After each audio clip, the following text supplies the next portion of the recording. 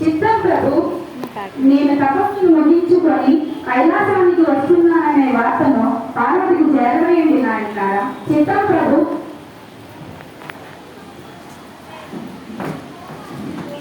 పార్వతీమాత, పార్వతీమాత, ఏమిటి నాయనలారా? పరమశివుడు తన తపస్సును ముగించుకొని కైలాసానికి వస్తున్నాననే వార్తను మీకు చేరవేయమన్నారు మాత.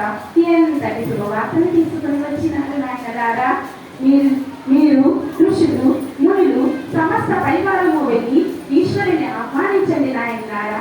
చిత్తం మాత.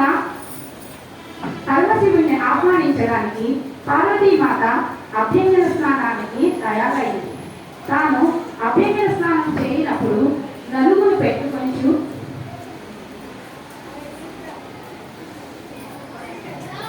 ఆ నలుగుతో చిన్ని బొమ్మలు చేయడం ప్రారంభించారు. చేయగా ఎంత ముద్దుగా ఉన్నది ఈ బొమ్మ. ఈ బొమ్మకు ప్రాణం పోషణతో చాలా చక్కగా ఉంది. ఇప్పుడే నేను బ్రహ్మదేవుణ్ణి ప్రార్థిస్తాను. ఓం బ్రహ్మదేవాయ నమః. ఓం బ్రహ్మదేవాయ నమః. ఓం బ్రహ్మదేవాయ నమః.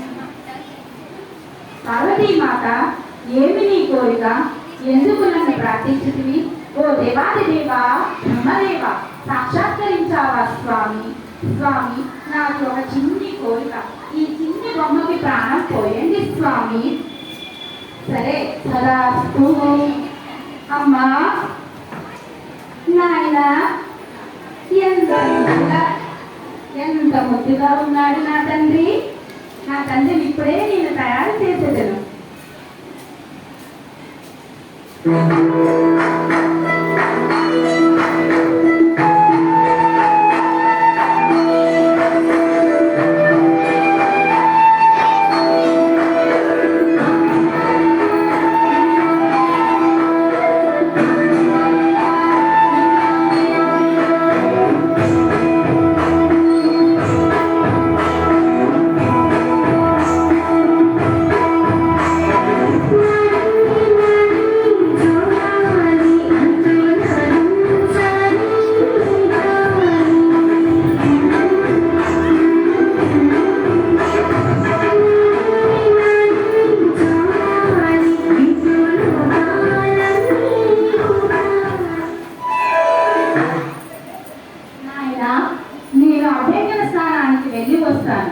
ఎవరు లోపలికి రాకుండా కాపలా కాడి తండ్రి.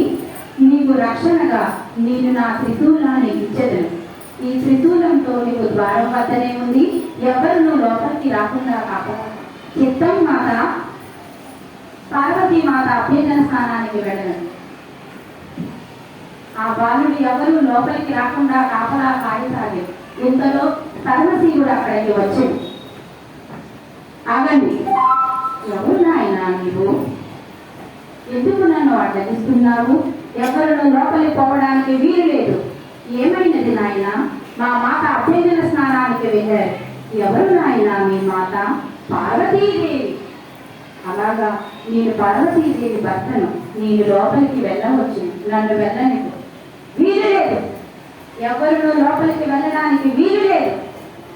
వెళ్ళనివ్వు తండ్రి, వీలు లేదు. ఆయనతో నాకు కోపం తెప్పిస్తున్నావు.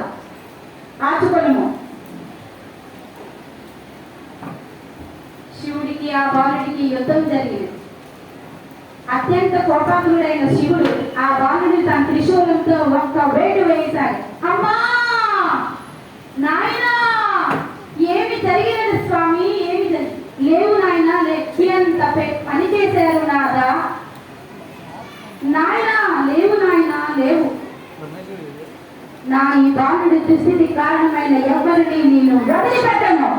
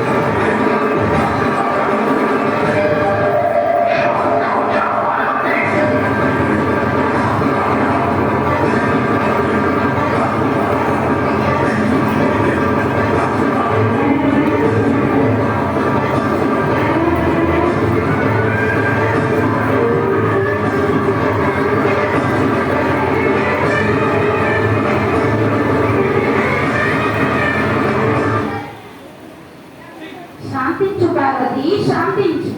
ఎదుట శాంతించను స్వామి, నా బిడ్డకి దుస్థితి కలిగించని ఎవరిని నేను వదిలిపెట్టాను. శాంతించు పార్వతీ మాత, శాంతించు. దంతయు లోక కళ్యాణం కొరకే జరిగినది.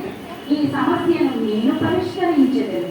నంది భృంగి సిద్ధం ప్రభు, మీరు వెనువెంటనే అడవికి వెళ్ళి ఉత్తర భాగాన్ని ఎవరైతే శిరస్సును పెట్టుకొని పడుకుందిరో వారి శిరస్సును ఖండించి వెనువెంటనే తీసుకొని రండి. సిద్ధం ప్రభు.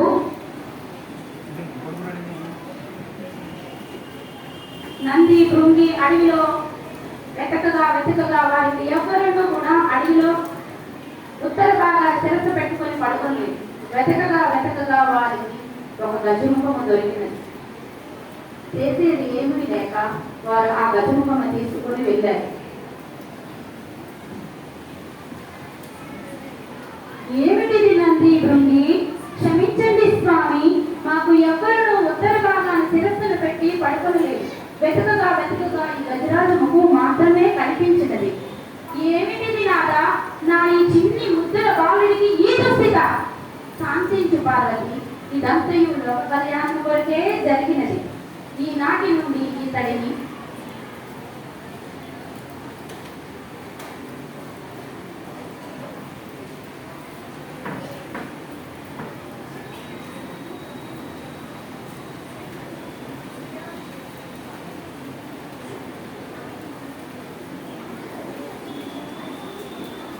పరమశివుడు ఆ గజరాజు శిరస్సుని ఆ బాలుడికి ప్రసాదించి తనకి పునర్జన్మ కల్పించాడు. అమ్మా నాయనా, ఏమిటి నాయనా నా బుద్ధి, నా మంచి బాలుడు, నా చక్కని తండ్రి ఈ విధముగా వాదించకు పార్వతి, ఇదంతయు లోక కళ్యాణం కొరకే జరిగింది. ఈనాటి నుండి గజాసురుడని గణపతి అని పిలుస్తారు. ఇతడు గజముఖు కలిగిన వల్ల అందరూ ఇతన్ని ప్రథముడుగా భావిస్తారు. విజ్ఞానాలన్నిటికీ ఇతడు విజ్ఞాధిపతిగా ఉంటాడు. ఇతడే గజాసురుడు, గణపతి, వినాయకుడు.